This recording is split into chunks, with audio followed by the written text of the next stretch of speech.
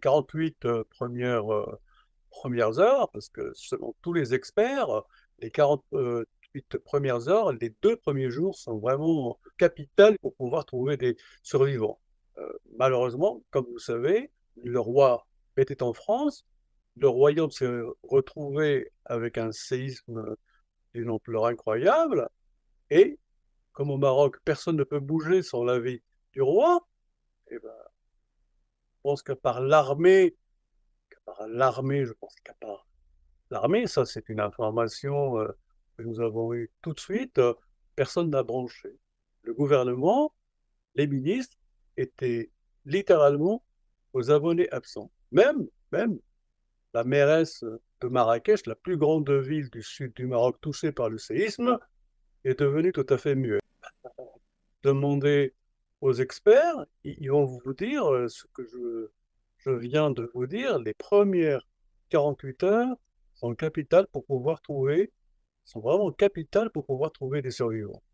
Et là, nous, non seulement on a dû attendre le retour du roi qui est revenu de France le samedi 9, mais je veux dire, on a tout de suite refusé une aide occidentale, parce qu'il faut dire, je ne veux pas dire que la solidarité arabe ou la solidarité africaine ou la solidarité asiatique est moindre, mais dans ce cas de situation catastrophique, nous on le sait, vous le savez, tout le monde le sait, les Occidentaux, ils ont une expérience que nous, on n'a pas, ni en Afrique, ni en Asie, ni...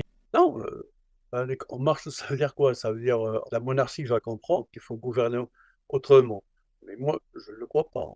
Je ne le crois pas. Bon, il y a eu un séisme, on attendait un geste du roi qui est venu un peu tard. Il faut savoir que le séisme a eu lieu le vendredi 8. Le roi est parti sur place et à Marrakech est une ville qui a été très peu touchée, 12, 12 septembre, et il n'est resté, selon mes informations, il n'est resté que 80 minutes. Ça va faire 80 minutes, point de départ depuis je veux dire, la première minute où il est arrivé à l'aéroport de Marrakech et qu'après il est reparti. Donc il faut enlever le trajet entre l'aéroport de Marrakech et le CHU de Marrakech, où je pense 20 minutes aller-retour. Donc il est resté au CHU de Marrakech uniquement 40 minutes. 40 minutes. Et il n'a même pas visité les villages complètement rasés, même pas depuis un hélicoptère. Donc il est allé dans la ville symbole du tourisme marocain et il est resté uniquement, je vous le dis, 40 minutes. Et en tout et pour tout, trajet, 80 minutes. Vous êtes en direct de Marrakech parce que vous y vivez maintenant Bonsoir. quasiment toute l'année. Derrière vous, Absolument.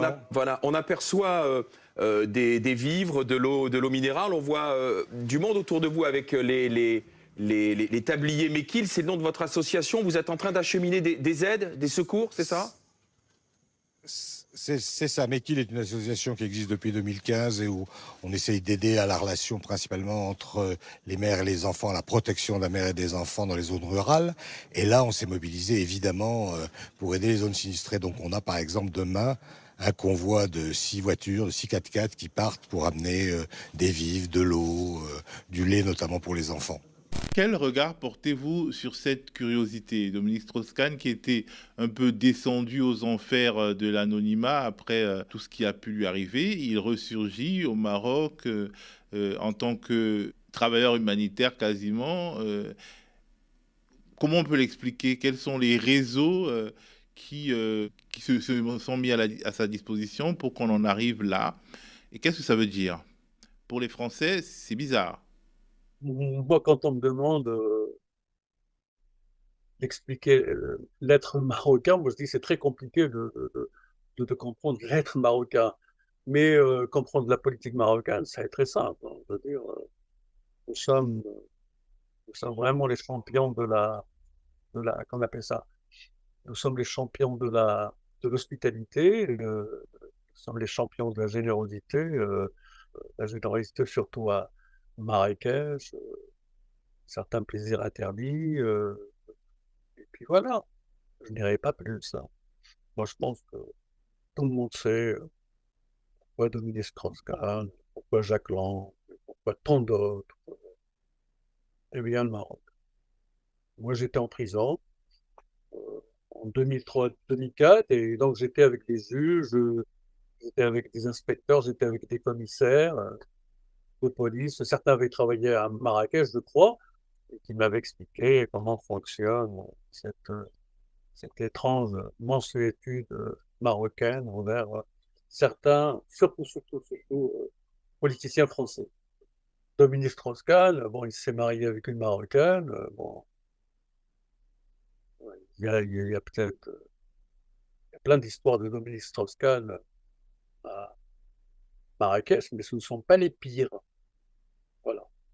Ça veut dire quoi? Ce ne sont pas les pires. Et des gens qui viennent faire des bêtises au Maroc et qui s'en sortent sans aucun problème. Aucun problème. Ce qui se passe est simple.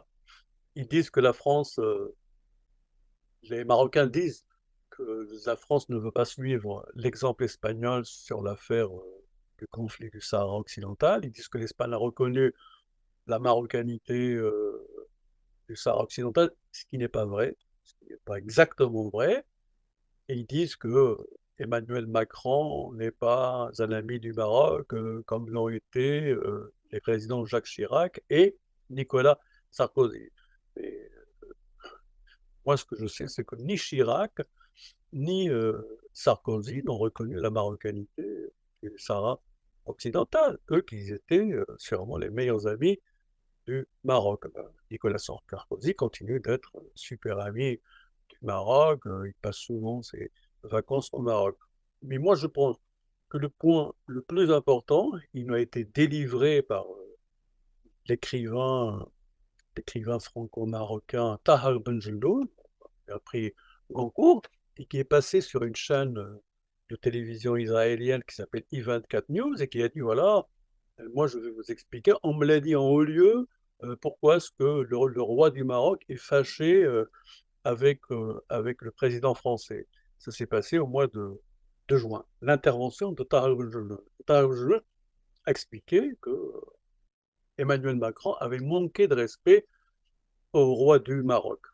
Donc moi, je suis allé chercher, mais il n'a pas donné de détails, à part le fait qu'il y a eu, je pense, une question d'honneur. J'ai cherché un peu et je me suis retrouvé avec une information qui m'a été confirmée. Je pense que c'est Emmanuel Macron qui a appelé le roi du Maroc pour lui dire pourquoi est-ce que vos services secrets m'ont espionné, pourquoi vos services secrets ont espionné mon téléphone, pourquoi vos services secrets ont espionné mon téléphone privé. Et ce téléphone privé, je ne l'ai donné qu'à une seule personne, qu'à un seul chef d'État, c'est à vous. Et le roi lui a répondu, ça c'est une information sûre, hein, et le roi lui a répondu, écoutez, moi je vous donne ma parole d'honneur que mes services secrets ne vous ont pas espionné. La réponse de Macron, il lui a dit, écoutez, moi je crois mes services secrets, c'est-à-dire que je ne vous crois pas. Et Le Maroc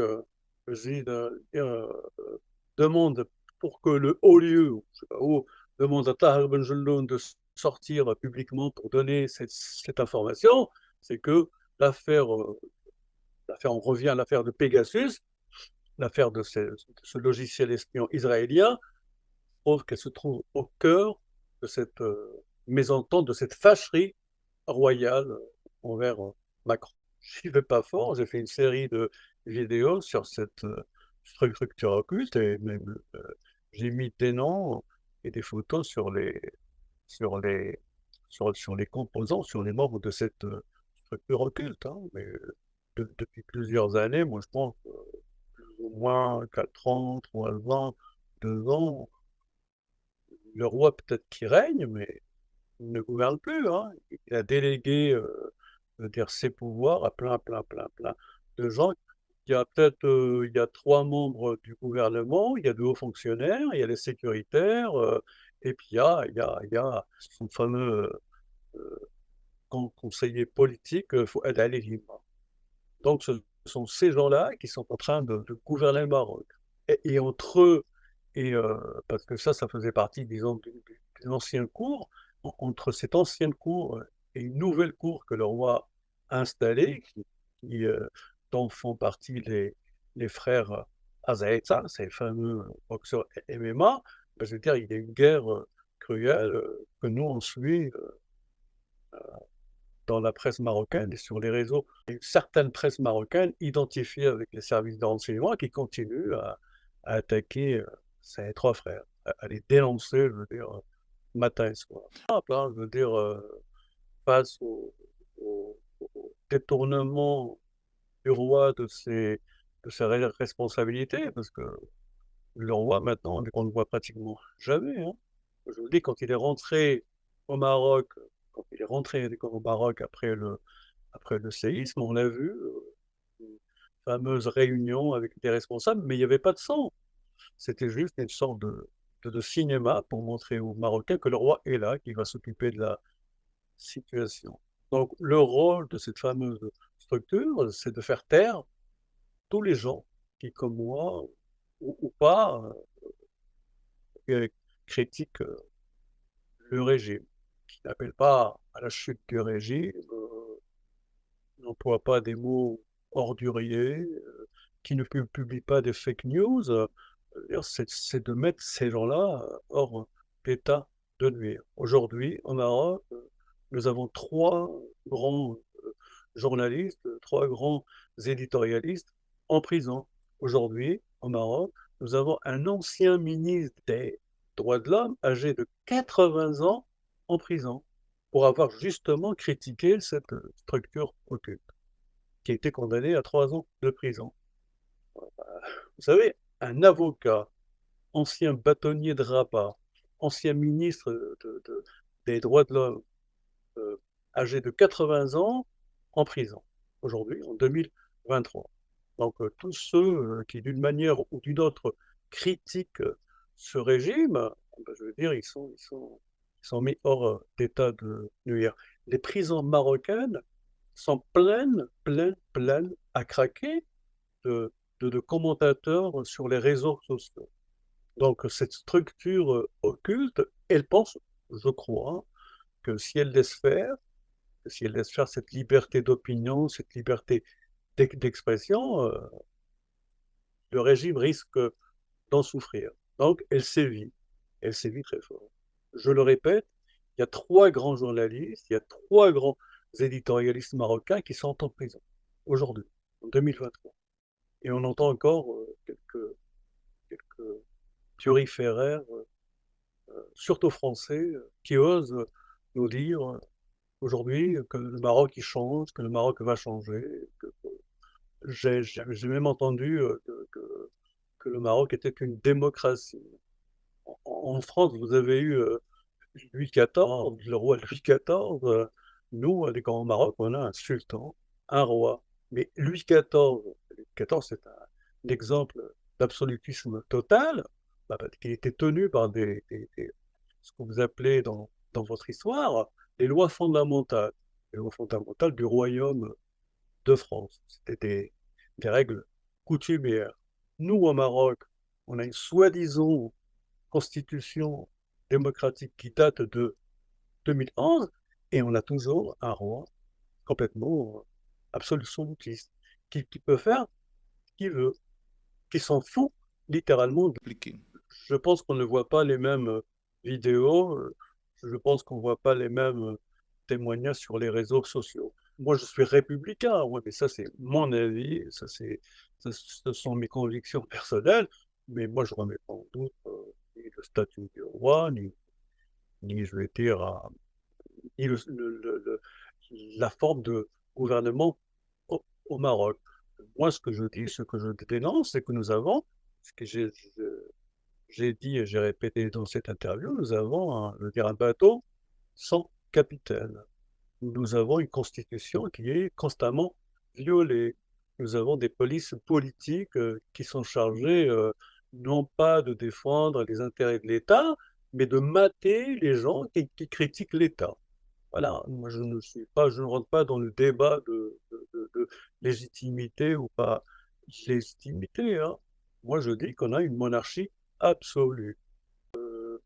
Si vous voyez le nombre d'articles qui sont parus dans les journaux marocains, attaquant, mais alors là, violemment, comme nous, on ne le fait jamais avec le régime, mais avec des mots violents, avec des accusations tout genre visant les frères Azaïta, et les frères Azaïta qui sont devenus la nouvelle cour du roi du Maroc. Excusez-moi, mais nous, on se pose la question, on dit, mais qu'est-ce qui se passe là? Qu'est-ce qu'il y a? Ah, vous savez, nous, quand par exemple un journal quelconque dit, voilà, ce journaliste, il a commis un délit, ou je sais pas quoi, un délit même bidon, et on est convoqué par le procureur, ou même par le procureur général, et ses frères Zaïta sont accusés constamment par la presse proche des services de renseignement, chaque jour, même chaque semaine, chaque mois, et ils n'ont jamais été convoqués par aucun procureur. Donc il y a effectivement un problème. Mais qui Et sont-ils? Si vous devriez expliquer, faire le portrait, expliquer le rôle de ces frères Azaïtar à un étranger qui ne connaît pas les réalités politiques du Maroc, qu'est-ce que vous diriez? bah, expliquer les frères Zaïta, bah, il faut lire dans la presse proche des services de renseignement marocains qui est allé faire son enquête en Allemagne. Ce sont 3 frères d'origine marocaine, ce sont 3 citoyens allemands. 2 ont fait de la prison, 2 ont fait de la prison pour des séries de vols ou de violences, et 2 ont été, je veux dire, champions de boxe MMA. Ils sont arrivés au Maroc et ils ont fait rencontrer le roi, je pense, en 2019. Et depuis, ils se sont incrustés au Palais Royal. Il y a même leur père, à ce qui paraît, qui des fois monte, dire comment on appelle ça, qui fait de muezzin, dire, dans la mosquée du Palais Royal. Donc voilà, ils se sont incrustés. Moi, j'ai eu des témoignages pratiquement de bagarres entre eux et des conseillers royaux, et même la presse proche des services d'enseignement marocains, elle a sorti une information.